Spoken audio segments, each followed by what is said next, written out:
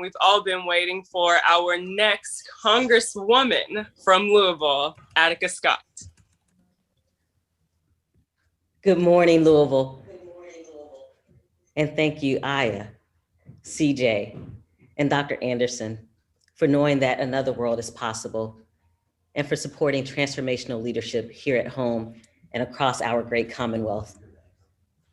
Congresswoman Ayanna Pressley often says that the people closest to the pain should be closest to the power, driving and informing policymaking. It is this quote that drives me today because I have lived and experienced many of the same issues as my neighbors in Louisville. And it is the struggles and challenges that so many of our neighbors, friends, allies, and family members face that has led me to announce today that I'm running for Congress. My parents named me Attica in honor of the incarcerated people who fought for justice inside Attica State Prison in 1971. I have tried to live up to the name and my parents' vision of a better world for all of us. I grew up in the Beecher Terrace housing projects. I experienced busing and went to school with kids from the East End, South End, and West End. My mother struggled with addiction. She died from an overdose when I was 16 and my brother was 12. My father was trapped in the cycle of incarceration. When my constituents and neighbors tell me about their lived challenges, they know that I will listen with empathy and take action because those have been my challenges too. My life experiences and my name have caused me to see our issues through the lens of justice. But what does justice look like when we are talking about real issues that impact the lives of so many working people and families? Justice means having representation at the local, state, and federal level that will fight for the interests of everyone. It means choosing a leader who is not afraid to stand up for economic, environmental, and health justice, and who will work to develop innovative actions and solutions that serve all of us. Louisville, you've seen my work firsthand over the last 10 years. As a member of Metro Council and as your state representative for District 41, I have led on policies that will uplift everyone from the South End to the West End and all across our city and Commonwealth. I've fought to end no-knock warrants. I was on the front lines day after day at Injustice Square Park. I have fought for better maternal and child health care because Black mothers are 3 to 4 times more likely to die during childbirth. I have raised my voice for reproductive rights. I passed a historic minimum wage bill and an ordinance to ban the box. And now it's time to take that work to DC. I believe that together, we can create a country that prioritizes equity, fairness, and justice. Today, I'm asking for your support to be your champion and Congresswoman in DC to make that happen. I am running for Congress for the Louisvillians who have asked me for years to run, including the Black women who have never had a representative from Kentucky in Congress who looks like us. I am running for my houseless neighbors and folks who live paycheck to paycheck and no check to no check. I am running for my immigrant siblings who know what it is like to have elected officials literally turn their backs on them instead of standing with us to abolish ICE. I am running for my neighbors who grew up in poverty in the projects of Beecher Terrace. I am running for the single mother working to get an education and make ends meet. I am running for the 2-parent household that is struggling to put food on the table after COVID caused layoffs and setbacks for so many of us. I am running for the entrepreneur who was bold enough to step out there on their own, but may find themselves wondering if the risk was worth it or not. I am running for those in our community who are hurting and who've been hurting long before COVID-19 and are still not getting the help and resources they need from Washington in order to make ends meet. I am running for the 900 people who have been unfairly arrested for protesting police violence in the past year. We marched in the streets, and we take our cries for justice to the halls that hold political power, because protest to policy is the pathway to sustainable change. As a community activist and organizer with Kentucky Jobs with Justice, I walked the picket lines with organized labor, strategized for immigrant worker justice, and advocated for the restoration of voting rights and single-payer healthcare. I took that activism with me in my service on Louisville Metro Council and during my 3 terms in the Kentucky State House, where I was the only Black woman in the legislature for 4 years. Because of you, I was able to open the doors for the first ever Indian immigrant woman and the next Black woman in the state legislature. We often talk about being a diverse, inclusive, and welcoming city. Imagine what it would mean to celebrate, elevate, and recognize that diversity with our vote. We still have large geographic and racial differences that persist across our city. But right now, we have an opportunity to change that by changing the people who are in office. We have work to do, y'all. Some may wonder why I chose to run this race. Why, after beating a 30-year incumbent from my own party and then holding that seat successfully with no challenges for 3 terms, why would I choose to take on this challenge? Why wouldn't I choose the most comfortable route and stay put, or as some might say, stay in my place? My public service is about answering the call of the people. Our people are struggling, and Washington needs leaders with the political will to heed the words of Dr. King. There comes a time when one must take a position that is neither safe nor politic, but it is right. A shift is happening all over our country, and now is the time to choose bold leadership over complacency.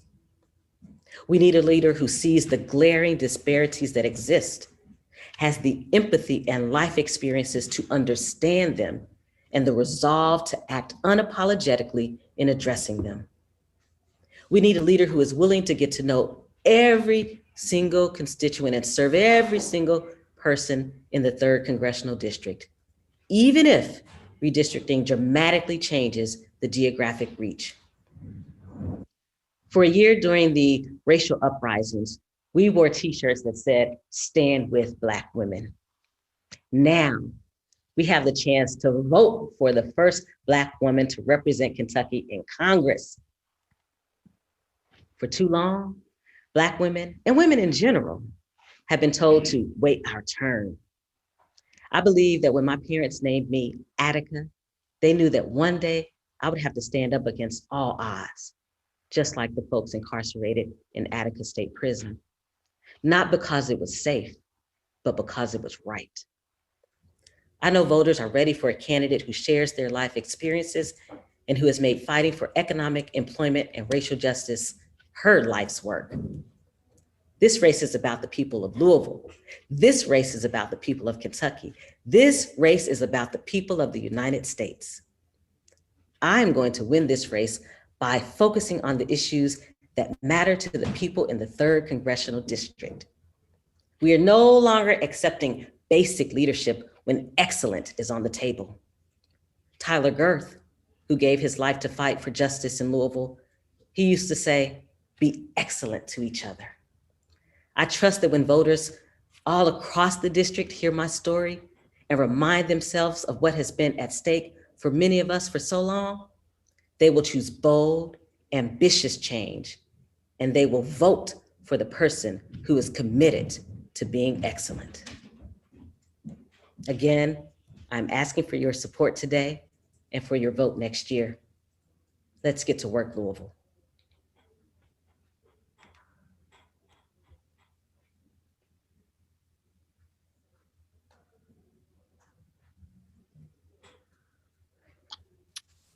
Thank you, Scott. We have some members of the press here. If we have any questions, I would just ask that you type those in the chat with your name and affiliation, and we will lift those up for Rep. Scott to answer.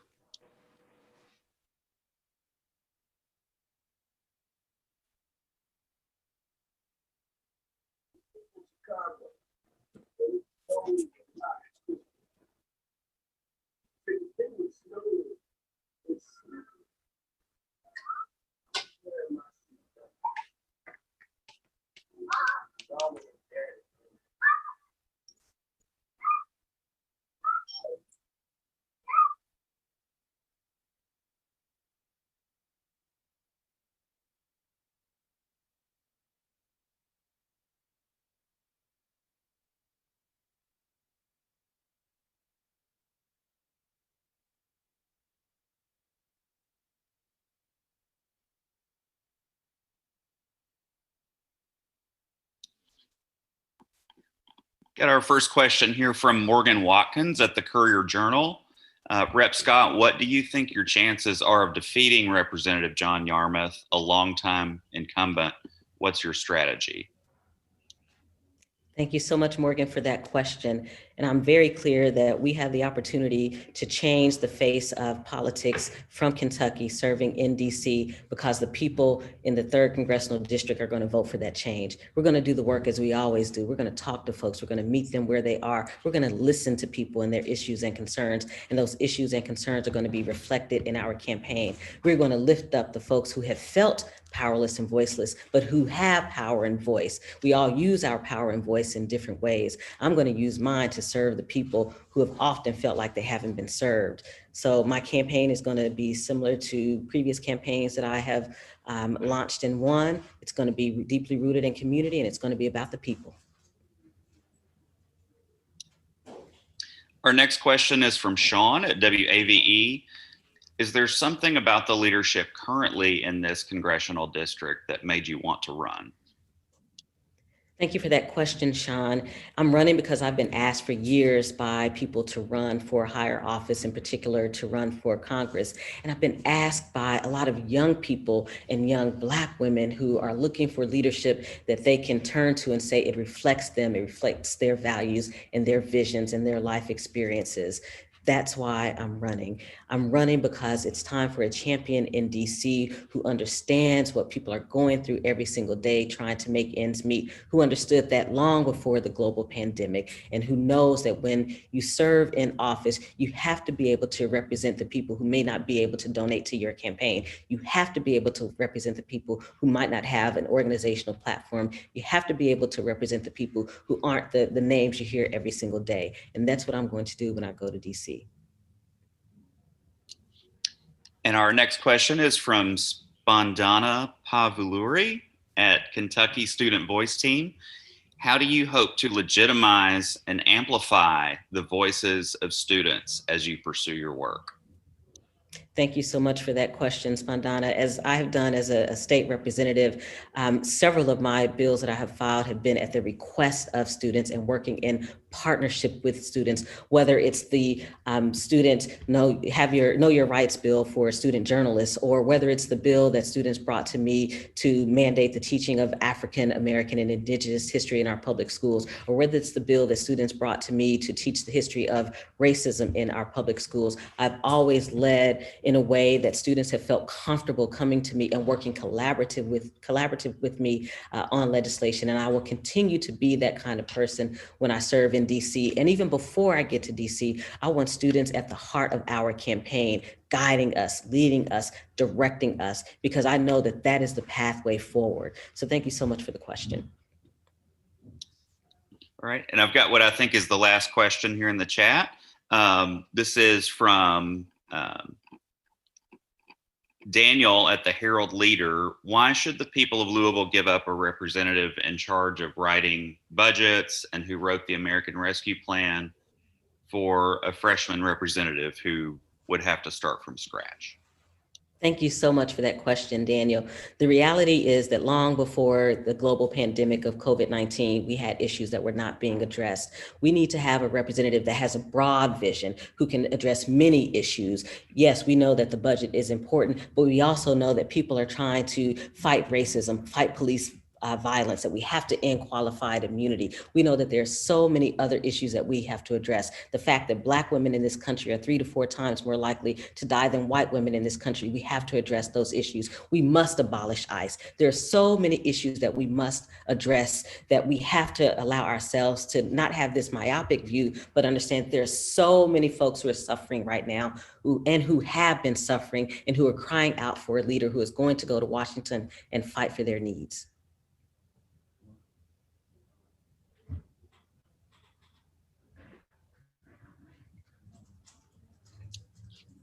All right, I think Daniel had, I'm sorry, this is from Lawrence Smith. Do you plan to resign your legislative seat before the next session?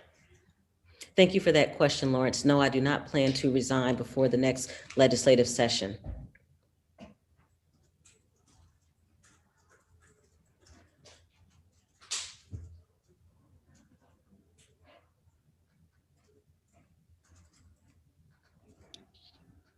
see another question here from Courier Journal from Joe Girth.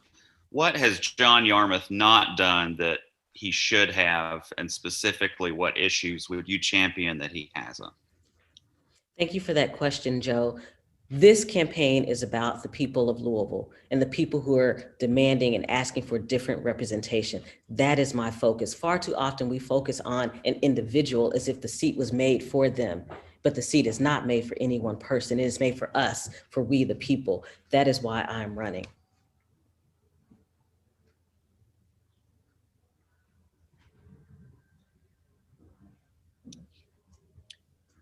All right. I believe that's all the questions. If anyone else wants to raise a hand, but otherwise, I think we are ready to close out.